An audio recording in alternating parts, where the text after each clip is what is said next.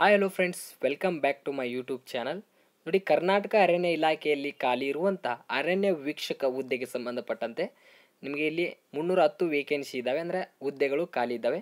ಈ ಒಂದು ಹುದ್ದೆಗೆ ಸಂಬಂಧಪಟ್ಟಂತೆ ಈಗಾಗಲೇ ಒಂದು ಪ್ರೊವಿಷನಲ್ ಸೆಲೆಕ್ಷನ್ ಲಿಸ್ಟ್ನ ಬಿಡುಗಡೆ ಮಾಡಿದ್ದಾರೆ. ಅದರ ಜೊತೆಗೆ ಕಟ್ ಆಫ್ ಲಿಸ್ಟ್ನು ಬಿಡುಗಡೆ ಮಾಡಿದ್ದಾರೆ. ಸಾಕಷ್ಟು ಅಭ್ಯರ್ಥಿಗಳು ಈ ಒಂದು ಸರ್ಕಲ್ದು ಇನ್ನೂ ಯಾವಾಗ ಬಿಡ್ತಾರೆ, ಇನ್ನುಳಿದ ಒಂದು ಸರ್ಕಲ್ದು ಇನ್ನೂ ಯಾವುದೇ ರೀತಿಯಾಗಿ ಬಿಟ್ಟಿಲ್ಲ. ಅದರ ಜೊತೆಗೆ ಮುಂದಿನ ಹಂತ ಅಂದರೆ ಸೆಲೆಕ್ಟ್ ಆದ ಕ್ಯಾಂಡಿಡೇಟ್ಗಳು ಮುಂದಿನ ಹಂತ ಯಾವ ರೀತಿಯಾಗಿರುತ್ತೆ ಅಂತ ಮಾಹಿತಿಯನ್ನು ತಿಳಿಸ್ಕೊಡೋ ಅಂತ ನಮಗೆ ಕಮೆಂಟ್ ಸೆಕ್ಷನಲ್ಲಿ ಕಮೆಂಟ್ ಮಾಡಿದರೆ ಅದಕ್ಕೆ ಈ ವಿಡಿಯೋನ ಮಾಡ್ತಾ ಇದ್ದೀನಿ. ಇದರಲ್ಲಿ ಏನಾದರೂ ನಿಮಗೆ ಡೌಟ್ಸ್ ಇದ್ದರೆ ಆದಷ್ಟು ನಮ್ಮ ಟೆಲಿಗ್ರಾಮ್ ಗ್ರೂಪಿಗೆ ಜಾಯ್ನ್ ಆಗಿ ಅಲ್ಲಿ ಕಮೆಂಟ್ನ ಮಾಡಿ ಅಂತ ಹೇಳ್ತಾ, ನಮ್ಮ ಯೂಟ್ಯೂಬ್ ಚಾನಲ್ ಇನ್ನೂ ಯಾರು ಸಬ್ಸ್ಕ್ರೈಬ್ ಆಗಿಲ್ಲ ನಮ್ಮ ಯೂಟ್ಯೂಬ್ ಚಾನಲ್ನ ಸಬ್ಸ್ಕ್ರೈಬ್ ಮಾಡ್ಕೊಳ್ಳಿ. ಈಗ ವಿಡಿಯೋನಲ್ಲಿ ಶುರು ಮಾಡೋಣ. ನೋಡಿ, ಕರ್ನಾಟಕದ ಅರಣ್ಯ ಇಲಾಖೆಯಲ್ಲಿ ಏನು ಒಂದು ಅರಣ್ಯ ವೀಕ್ಷಕ ಹುದ್ದೆ ಕರೆದಿದ್ದಾರೆ.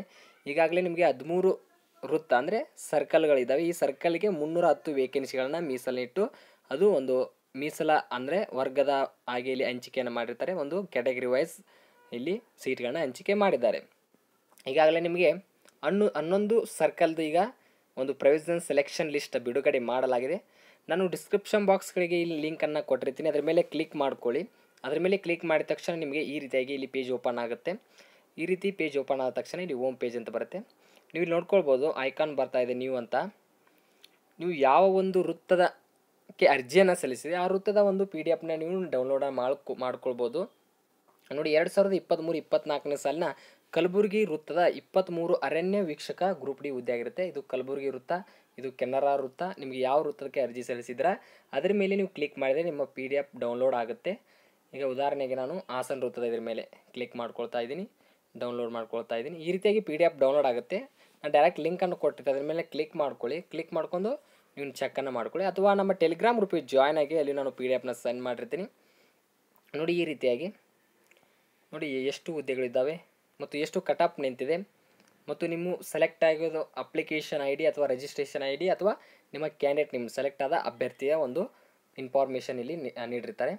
ಇದರಲ್ಲಿ ಸೆಲೆಕ್ಟ್ ಆದ ತಕ್ಷಣ ಮುಂದಿನ ಪ್ರೊಸೆಸ್ ಯಾವ ರೀತಿಯಾಗಿದೆ.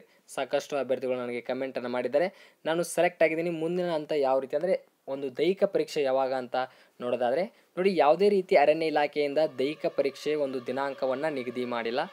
ಮುಂದಿನ ದಿನದಲ್ಲಿ ಒಂದು ದೈಹಿಕ ಪರೀಕ್ಷೆಗೆ ದಿನಾಂಕವನ್ನು ಪ್ರಕಟ ಮಾಡ್ತಾರೆ. ನಾನು ಆವಾಗ ವಿಡಿಯೋನ ಮಾಡಿ ಅಪ್ಲೋಡ್ ಮಾಡ್ತೀನಿ. ನೀವು ಒಂದು ದೈಹಿಕ ಪರೀಕ್ಷೆಗೆ ಒಂದು ದಿನಾಂಕವನ್ನು ಪ್ರಕಟ ಆದ ತಕ್ಷಣ ನೀವು ಒಂದು ಫಿಸಿಕಲ್ ಸ್ಟ್ಯಾಂಡರ್ಡ್ ಟೆಸ್ಟ್ನ ನೀಡಬೇಕಾಗತ್ತೆ. ಈಗ ಅವರು ಶಾರ್ಟ್ ಲಿಸ್ಟ್ನ ಬಿಟ್ಟಿದ್ದಾರೆ. ಮುಂದಿನ ದಿನದಲ್ಲಿ ದೈಹಿಕ ಪರೀಕ್ಷೆ ಡೇಟನ್ನು ಅನೌನ್ಸನ್ನು ಮಾಡ್ತಾರೆ.